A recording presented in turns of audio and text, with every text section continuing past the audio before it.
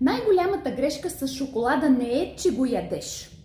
Най-голямата грешка е вината, която изпитваш след това. Много жени живеят в един и същи цикъл. Цял ден се контролират. Няма да ям сладко, трябва да съм дисциплинирана, ще започна от понеделник, този път няма да се проваля. И колкото повече си забраняват шоколада, толкова повече мислят за него. Накрая идва моментът, в който напрежението става твърде голямо, отварят шкафа, изяждат няколко парченца, после още няколко парченца и тогава се появява истинския проблем. Не е шоколадът, а вината. Тя звучи така. Ох, так се провалих. Баси, нямам воля. Никога няма да отслабна. Какво мимо? И знаеш ли какво прави вината? Тя създава още повече стрес. А когато сме под стрес, мозъкът ни търси нещо, което да ни накара да се почувстваме по-добре.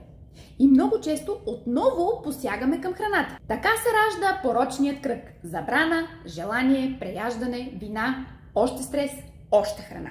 И цикълът започва от начало. Проблемът рядко е в самия шоколад. Проблемът е в отношенията ни с него. Когато една храна е забранена, тя придобива огромна сила над нас. А когато си позволим да ядем осъзнато, без страх и без самонаказание, тази сила постепенно изчезва.